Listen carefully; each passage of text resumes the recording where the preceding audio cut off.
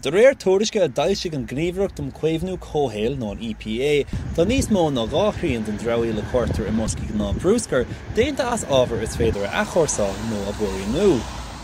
Mu a chomá gur fuileach bia tá trocha fangéad de dramhaíl a chuirtear I mboscaí ná bruscair tráchtála agus 60 fangéad den dramhaíl a chuirtear I mboscaí bruscair I dtithe cónaithe. Déir an EPA go bhfuil obair le déanamh chun banistíocht dramhaíle a dheabhsú agus tá obair na gapal déanta I coiste Glas Gaelscoil Mhic Amhlaigh chun na críocha sin.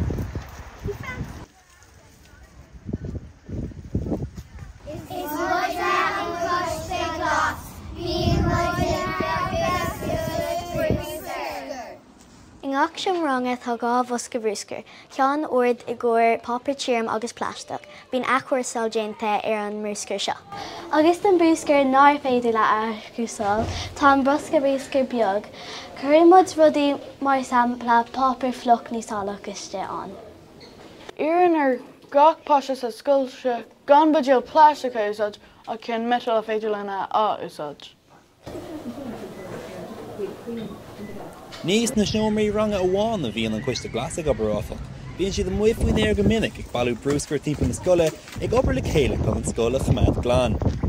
Chomá le sin tá spás na glasa ag an scoil agus déanann siad athchúrsáil ar chainrií agus déanann siad an muirín hain chomá.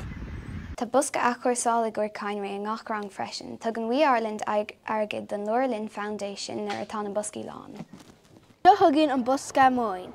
Cair na múntúí rudaí isteachán atá an buise síos ar nós cuacan manana chuí ú nó mála ché. Breisin sé síos an seo sin chumar seach sa labhí glasir. Dar le fanúla breannach múntóir sa scoil is rud lárnach é an obair is saoil na scoile. Ní héan úna é mar sin go bhfuil an bhreata Glas ar crocha go háirt ag glós na scoile.